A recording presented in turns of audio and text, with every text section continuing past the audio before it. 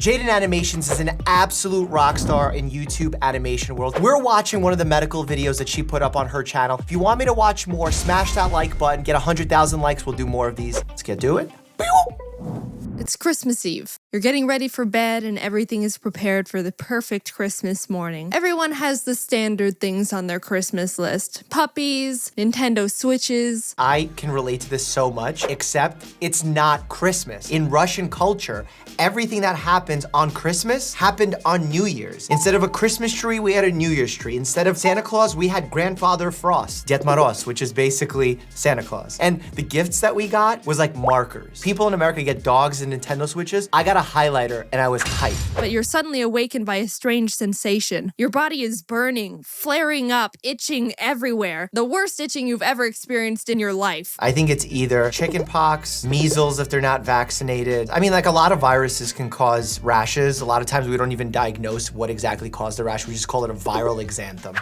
I've never had hives until last December. Hives are usually a result of an immune allergic reaction, an overreaction to something. You know, I actually had an experience with hives, an unknown, also known as idiopathic form of hives. After I came back from the beach, like I was in one of the Brooklyn beaches, I went swimming, like the water's so gross. And then I came out, I was fine, I put sunblock on. Next day, woke up, my whole lower body, including my like butt, was covered in hives. And they kept coming back and getting worse and worse, like they would just cycle. So I ended up having to take oral steroids, in order to get rid of them. It was really problematic and no doctor, including myself or my dad, could figure out why it is I had these hives. That happens sometimes. Around the night of the 21st, I was relaxing and playing video games on my couch. Ari was on me because it's snuggly and nice, but about an hour or so in, I started feeling itchy around my neck and shoulders where he'd been sitting. I didn't think much of it, but when I was getting ready for bed, I realized the area that was itchy was actually kind of red. That's actually a reasonable thought process there. The thing is with animals, they sometimes carry specific bacteria. Parakeets have a form of chlamydia that they carry that causes pneumonia. And you basically have to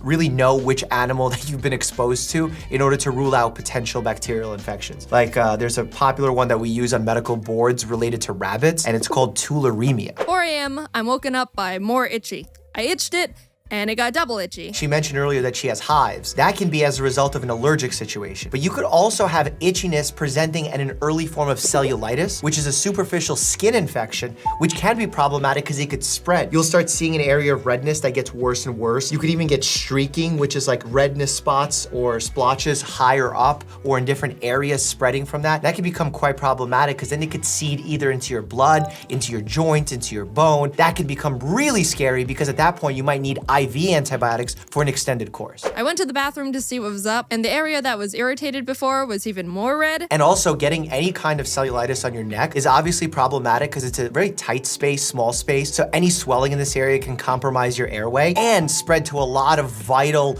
blood vessels that end up going into the brain. And the last thing you want is an infection in your brain. But the reason you don't want it is because if you form an abscess in your brain, which is basically a pocket of an infection where your body tries to wall off the infection into a little bubble, almost like a cyst, that can become problematic because if it starts spreading and becoming bigger, inflamed, that can put pressure on some vital neurological structures there, essentially causing brain death if it's severe enough and in the wrong area. Next morning, after a bad night's sleep, I got out of bed and whoop, it spread to my back. Yep, this is not good. Did I do anything about it?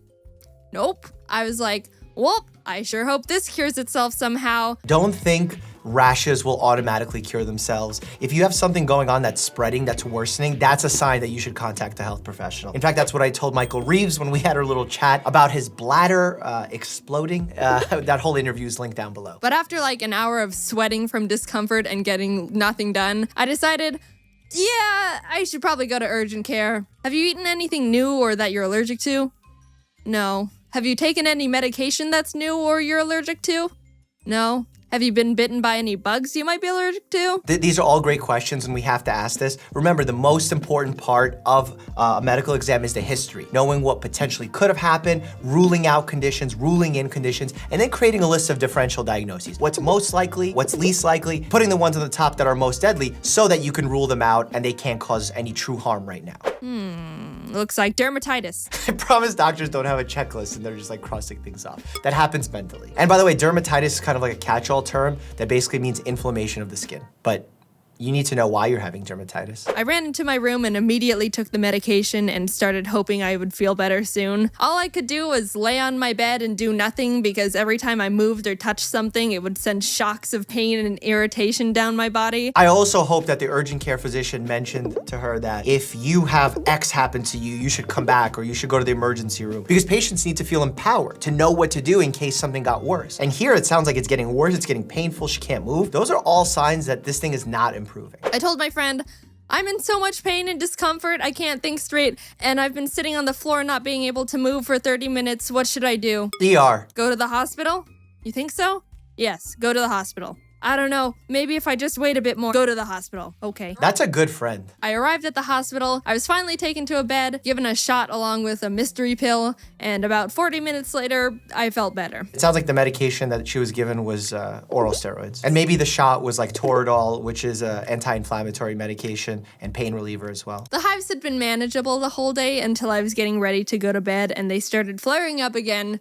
This time worse than ever. I thought I'd experienced pain before, but the hives were mocking me. The previous ones were teasers. This time they were dishing up the main course. Everything was put into mega gear, served up on the grill of Gordon Ramsay himself. My dad decided to take me to a local urgent care because they've got a family friend who works there. It was more familiar. The doctor walked in and was like, "Yep, looks like hives," and stuck me with an EpiPen. In this case, I don't know how the urgent care doctor decided to use an EpiPen, where she didn't talk about anything of the airway swelling, didn't talk about her blood pressure being really low. But if it was the case that her blood pressure was dropping, the hives were getting worse, potentially, yeah, that could have been an anaphylactic attack just presenting itself weird. Also, another symptom to look out for in anaphylaxis that a lot of people don't know is a feeling of like abdominal pain with nausea, vomiting, because that can sometimes present itself in that way, plus upper airway swelling. So you have to really be attuned to listening for those symptoms. Anyway, problem solved. The doctor didn't really say anything else. He kind of just gave me the EpiPen and sent me on my way. Actually, I'm not happy with this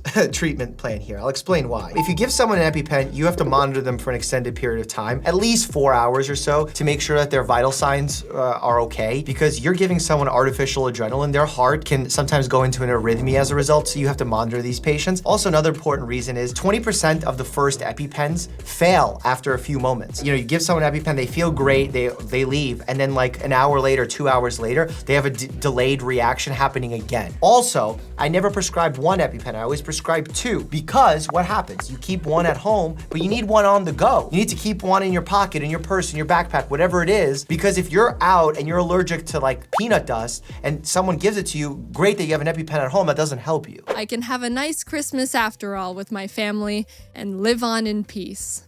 8 a.m., woke up, hives all over. This time, I wanted to just close my eyes again and perish. Surprise, surprise! I didn't even know it was possible to experience this level of itchy combined with unbearable pain. The itchiness was so extreme, it felt like needles all over. Every time something just grazed my skin, it felt like, yep, it's time to die. You have a lot of nerves on your cutaneous level, meaning on your skin, because that's how you interact with the world. It's a sense of touch. So anytime those nerves are inflamed, it's really painful. And you have basically hyperesthesia, where like everything you touch, anything that bumps you hurts so much more than usual. Arrived at urgent care, couldn't move, looked like a boiled, diseased shrimp. First of all, I got another EpiPen. Yay! And then he prescribed me like 4 new medications, none of which I remember the names of, but one of them was steroids. She didn't get steroids before? What kind of help was she getting? Ridiculous. And interestingly enough, we also give sometimes medications that are H2 blockers that we normally give for stomach acid. Those work in like a histamine related way that also decreases allergic reactions. The only thing we could conclude was it was just caused by a huge buildup of stress. I'd been really busy and burnt out from a bunch of conventions and traveling up until that point, so they said, yeah, stress combined with an immune system glitch is probably what caused it. Essentially what we're saying, that was idiopathic hives, which is what I mentioned earlier that I had. Idiopathic means we have no idea. It almost sounds funny because it almost says like idiot doctor. But the reality is that these things happen because we're exposed to so many little chemicals and nutrients in our everyday lives, whether it's in the food that we eat, the skincare products we use. Stress absolutely makes it worse and is a factor here, but it's not the definitive thing. Because if we were all stressed, we would all just start breaking out in massive hives. And if it does happen again, that's how we can start figuring out why it's happening, to see what patterns emerge from those types of situations. Michael Reeves recently said his urine went black and his bladder popped. Check out my interview with him here to figure out what's what. As always, stay happy and healthy.